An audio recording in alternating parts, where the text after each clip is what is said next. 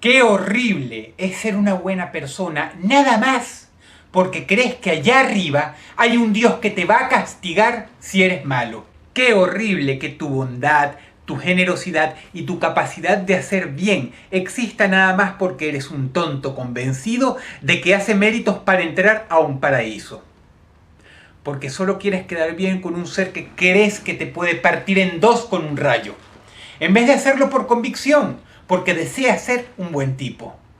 Qué fea es la gente, en especial la mayor, que conduce su espiritualidad con la misma hipocresía de alguien que intenta conseguir un puesto en, digamos, una empresa codiciada.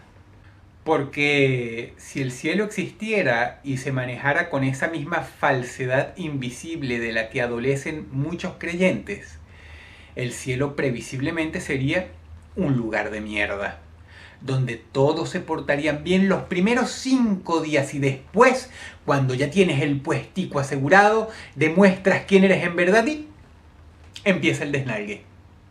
Como si tú fueras un malandro que emigró a un país del primer mundo y estás teniendo buena conducta para quedar bien con los de inmigración. Y tu supuesta fachada es tan real como uno de esos currículums agrandados. Así es el cielo. Insisto, qué miserable y trágico me resulta un creyente que sigue ciertas reglas de humanismo, bondad y bien porque espera algo a cambio, no porque le nace ser así, sino porque espera una recompensa. Defienden la existencia de Dios. Dicen creer en Él y sin embargo lo tratan como si fuera un papá idiota que no puede ver cómo eres. Ignoran el hecho de que se supone, dice la leyenda, que Él sabe qué estás pensando y sabe qué sientes y cómo lo sientes. Y por lo tanto es imposible engañarlo. Pero tal como dicta el defecto por excelencia del creyente arquetípico promedio, prefieren engañarse a sí mismos. Engañarse creyendo que hacer algo bueno por conveniencia es lo mismo que hacerlo porque te nace del corazón. ¿Alguna vez han visto a uno de esos asquerosos maleantes persignándose antes de llevar a cabo un asalto? A veces incluso un asesinato. Hay mucha gente ignorante que intenta ganarse el favor de Dios. O peor, que le pide que algo salga bien. Gracias a Dios que el equipo de mi hijo ganó. Entonces, Dios estaba en contra del equipo de los otros niños. Gracias a Dios que yo me quedé con el trabajo. Entonces Dios quería que los demás se quedaran sin trabajo, en especial si alguno probablemente lo merecía más que tú. ¡Ay! Gracias a Dios que mi casa no se cayó después del terremoto. Quiere decir que Dios tiene preferencia por ti, no por tu vecino. Quizá el vecino sea violador de niños y por eso su casa se cayó en el terremoto, mientras que otras no. Eliges creer en la idea más estúpida y absurda en vez de en lo lógico. Como por ejemplo, algunos ganan porque jugaron mejor simple y llanamente. Saliste bien de la operación porque el doctor fue un buen doctor, no porque Dios te quiso salvar a ti mientras que hay niños con tumores 2 pisos más abajo. ¿Por qué no escoges a un paciente de cáncer de hígado al que le diagnosticaron metástasis y te pones a rezar para que se salve, para que veas qué pasa al final? ¿Por qué no hacemos un experimento masivo? ¿Por qué no llamamos al Papa, al Ayatolá, a los rabinos y a los profetas locos que salen aullando por la radio haciendo milagros? ¿Por qué no imprimimos todas y cada una de las imágenes de todos los santos que existen y las ponemos alrededor de este enfermo de cáncer con metástasis? ¿Por qué no preparamos un enorme espacio con 10, 20, 30, 40, 50 millones de creyentes rezando el Padre Nuestro, cantando hosanas, clamando Alá Akbar y poniendo todas las fuerzas de esas 50 millones de cabezas juntas a pedir por la sanación de este sujeto, para que veas lo que indefectiblemente va a pasar al final? Se va a morir el tipo. Y no solamente se va a morir, sino que además él no va a sentir menos dolor que otro paciente adoleciendo la misma enfermedad en otro hospital al que nadie le reza. Ah, no.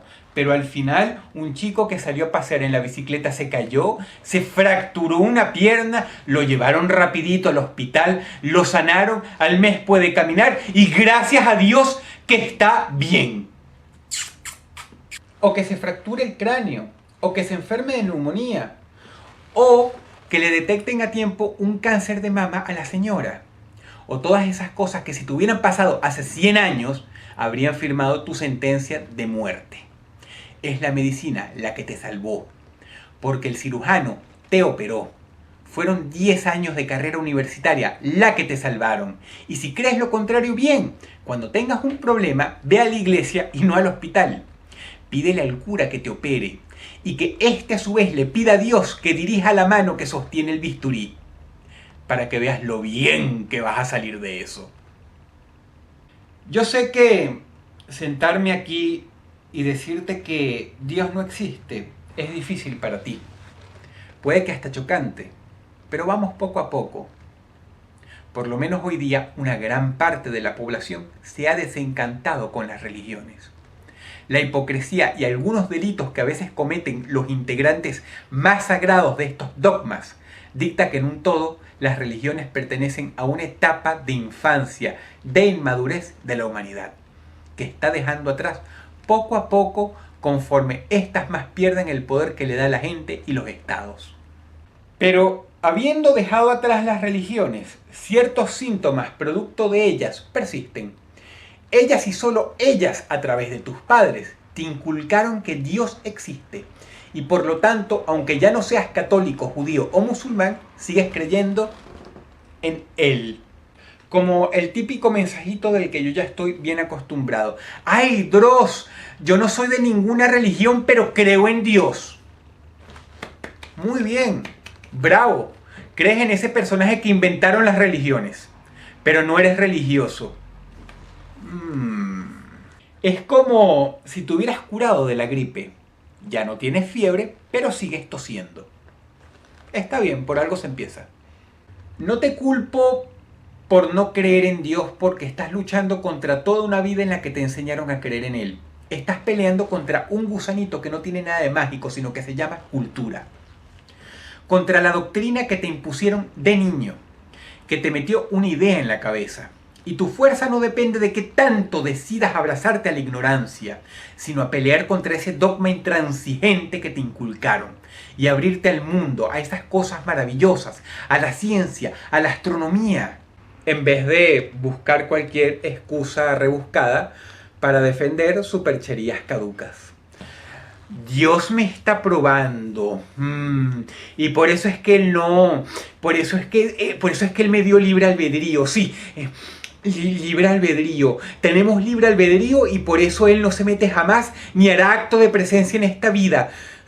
Pero hace miles de años sí se aparecía cada rato a la gente del desierto y separaba los mares y hablaba con las personas. Pero bueno, eso era antes, ahora cambió de opinión. Nada más en este brazo de esa épica espiral cósmica que llamamos galaxia hay 4.000 billones de soles. ¿Quién sabe cuántos planetas tienen todos esos soles? Y hablando de soles, algunos de ellos son millones de veces más grandes que el nuestro. Y hoy, gracias al telescopio Hubble, sabemos que existen miles de millones más de galaxias de las que hay estrellas en la nuestra propia. Y eso es solo lo que podemos ver con nuestra modesta tecnología terrestre. En 1995 se captaron excelentes imágenes de una nebulosa gigantesca, miles de veces más grande que nuestro sistema solar. La bautizaron Columnas de la Creación. ¿Saben por qué? Porque se dieron cuenta que en la sopa cósmica que reside dentro de esta nebulosa están los ingredientes esenciales que crean planetas y soles. Dentro de miles de millones de años, de esa nebulosa va a salir la próxima generación de estrellas. De las estrellas y los planetas emergen las atmósferas, las reacciones químicas, los gases, los vapores, los hierros de los que finalmente descienden el carbono y los minerales. Y de ahí, nosotros. Todo por estar a la distancia correcta de nuestra estrella madre, la que ha llevado a los científicos a estar seguros de que hay vida allá afuera. Cuando tú dejas agua dentro de una pecera llena de matas y aparecen bacterias y gusanitos que puedes ver a simple vista, eso no te hace Dios. Y aunque cueste comprenderlo, lo mismo pasó en grande. Por más que seas arrogante y creas que tú no pudiste hacer el diseño de la química, la biología y la evolución a través de millones de años. Y por cierto, para los que eligen quedarse atrás y seguir creyendo, no te saques truquitos baratos del bolsillo porque no te van a servir de nada. Hace miles de años, culturas indígenas, vikingos, mayas, creían que las lluvias las ocasionaba un dios. Hoy, en cambio, sabemos por qué llueve. Y hasta lo podemos predecir. La Iglesia Católica pensaba que la Tierra era el centro del universo, por eso de que el hombre era la creación máxima de Dios.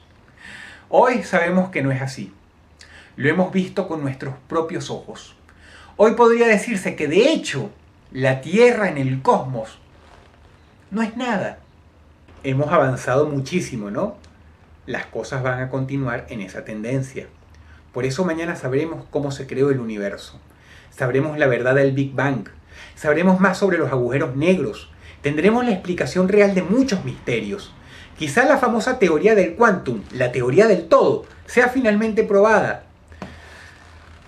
Por eso lamento decirte que el hecho de que yo no pueda explicarte cómo explotó el Big Bang no quiere decir que exista Dios. Me apena mucho que tú pienses que hace 14.000 millones de años había un hombre de barba con una túnica blanca y un fósforo, que lo empezó todo. Lamento mucho que esa novela friki es lo que tú elijas creer.